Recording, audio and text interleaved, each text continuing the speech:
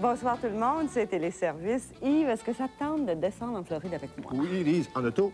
Oui? En autant que tu payes. Ah. Absolument. Mais ça prend quand même une bonne planification, une bonne préparation, une auto, puis il faut que tu écoutes ma chronique. On va faire tout ça. Vous savez, il y a des gens qui ne s'aiment pas, qui n'ont pas d'estime pour eux, et ça remonte à l'enfance. C'est ce que va nous dire Sylvie Rémillard. Sylviane, j'ai un bon truc pour les parties du temps des fêtes pour être capable de prendre un petit verre de vin de plus sans que ça paraisse. Oui, mais Lise, est-ce que c'est vraiment le bon truc? Surtout si on ne veut pas être obligé de souffler dans ce truc. Vous cohabitez avec quelqu'un, vous dites à l'impôt que vous vivez tout seul. Attention, le fisc va vous avoir à l'œil cette année. On va voir ça avec Luxir. Carl, il y a combien d'Amérindiens au Québec? Apo Tindeman. Chanestaten, hein?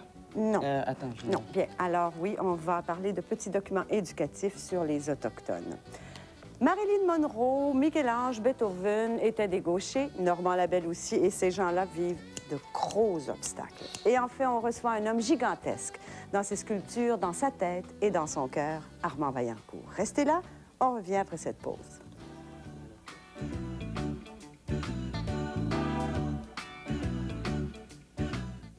Très bon dossier. Alors, bon voyage à ceux qui s'en vont au soleil, flûte bine. Qu'est-ce que vous dites? J'ai dit que les marques d'auto, c'est important si on voyage avec une antiquité, là. Quand on arrive dans des garages... Pour les pièces de rechange? Les pièces de rechange, ça peut nous créer des vrais problèmes. Là. Alors oui, il est là avec nous, c'est Armand Vaillancourt, ce sculpteur de j'en reviens pas, 64 ans, il ne vieillit pas cet homme. Il a fait plus de 3000 œuvres, dont une cinquantaine qui sont, je veux dire, gigantesques. Vous l'avez peut-être vu dimanche soir sur les ondes de Radio-Québec. Il a gagné le prix Émile Borduas en art visuel. C'est un des prix du Québec. Il a fait un discours assez long et assez dénonciateur et revendicateur. On en a beaucoup parlé dans les journaux. Mais il est avec nous ce soir parce qu'on veut essayer de vous le faire connaître un petit peu plus, cet homme qu'on aime beaucoup. Moi, d'abord, Armand Vaillancourt, la première chose... D'abord, bonsoir encore une fois. La première chose que je voudrais vous demander, vous avez 64 ans, vous êtes encore très énergique, très combattant, encore plein de talent. Qu'est-ce qui vous nourrit le plus? Je retourne en enfance. Là. Voyons donc. Je retourne...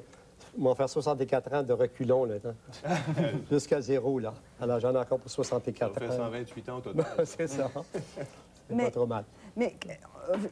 on a entendu toutes les injustices que vous avez vécues, que vous vivez encore, et vous continuez pourtant. Qu'est-ce qui fait que vous continuez? C'est ça que je veux savoir, moi. Ben, je trouve ça fantastique. Je ne pourrais pas me voir à faire une vie trop planifiée d'avance, trop structurée, et puis qu'il n'y aurait pas d'embûches. Je pense que les embûches, je les ai créées moi-même.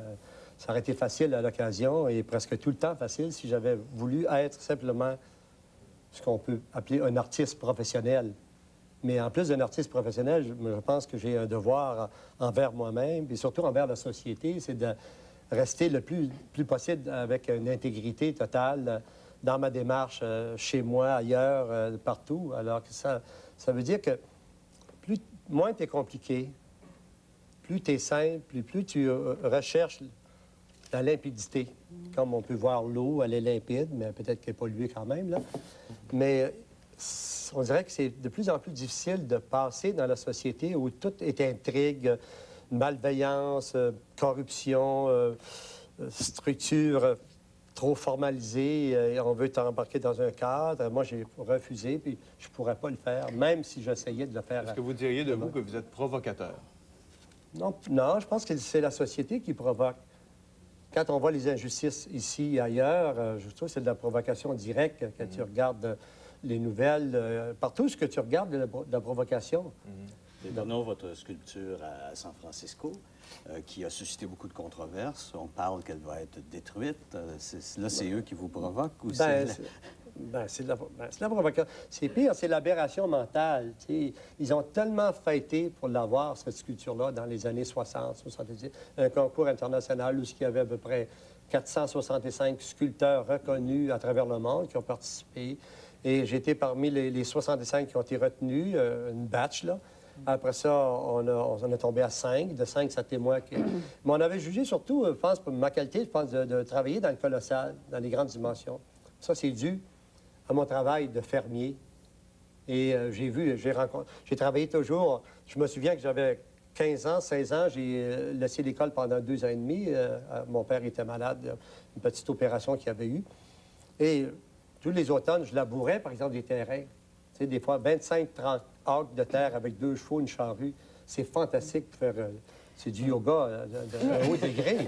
Mais pourquoi on veut toujours détruire vos sculptures? C'est quoi la raison, là? Je vous écoutais à la télévision, je ne sais quasiment pas tout ce qu'ils ont détruit, Ben, cet c'est homme-là. rien, j'ai essayé de résumer pour donner un aperçu. Mais on pourrait peut-être multiplier par 20 ce que j'ai dit. Mais pourquoi?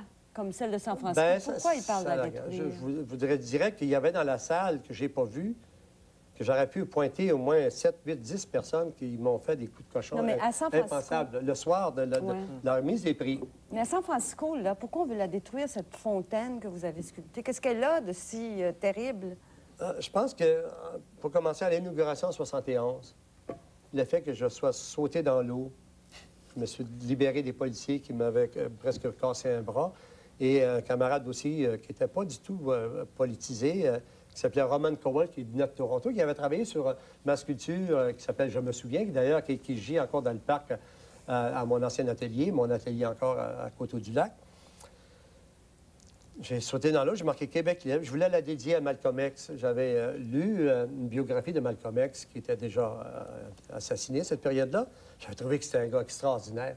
Un gars qui s'est tenu debout toute sa vie, qui était vraiment méchant, tu sais, à l'intérieur du système, tu sais, qui l'a opprimé, mais il symbolisait une énergie épouvantable. Et ce gars-là était prêt à aller jusqu'au bout pour les convictions, pour la libération des Noirs. Alors, je l'avais vu comme un symbole extraordinaire. Là, c'est il y a longtemps, mais on ouais. veut la détruire aujourd'hui. Vous pensez que c'est à cause de ça? C'est à cause de votre comportement en Oui, 71? bien, c'est-à-dire que toutes mes œuvres, mon atelier à Coteau-du-Lac, mes fonderies ont été détruites, on a cochonné, on a fait rentrer un gars par fraude là-bas, là, un type qui de Coteau-du-Lac, qui était chez moi, où il m'avait demandé l'hospitalité pendant 1 mois pour faire un travail. Il avait fait à une autre reprise il y a 10 ans, 15 ans avant. Et je lui ai dit, je trouve pas de problème, je peux vous passer l'atelier. J'avais des gardiens là-bas. Il est rentré, mais il est rentré, je ne savais pas, j'ai su 6 mois après qu'il y avait un contrat de location du gouvernement du Québec, des libéraux du temps, pour habiter ma place. Et moi, j'étais pris dans toutes sortes de batailles ailleurs et tout le temps, des problèmes financiers. Et j'ai pas pu m'engager dans une bataille juridique sans fin. J'ai encore des avocats sur ça. Qu'on met à terre des sculptures comme ça, c'est pas fréquent, là, quand même, en général. Bien, chez moi, c'est fréquent. J'en ai fait détruire, je ne sais pas comment, de douzaines, pour des raisons Si on veut politiques. voir des sculptures récentes, où est-ce qu'on peut aller, là, le public qui veut vous connaître plus? Ah, bien, je fais beaucoup de performances. J'ai fait 2 immenses performances au Café Campus, sur la rue Prince-Arthur, le nouvel endroit. Une, je l'ai faite pour ceux qui aident à construire l'humanité. C'était très beau, très fort et très puissant. C'était beaucoup plus fort que ma démonstration. L'autre soir, à Radio-Québec, j'ai mis le frein tout le temps pour ne pas être trop agressif. C'est pour ça que j'ai lu mon texte, d'ailleurs. Je ne voulais pas déborder. Il faut vous arrêter, nous aussi, mettre les freins. On voudrait vous garder plus longtemps. C'est une tradition de Radio-Québec de mettre les freins. Eh, on haït ça, mais il faut le faire. On ne devrait pas trop manger. On est mieux d'arrêter avant d'avoir... En tout cas, merci beaucoup pour vos belles sculptures. J'espère qu'on va se revoir à Téléservice un autre tantôt. Merci. Et maintenant...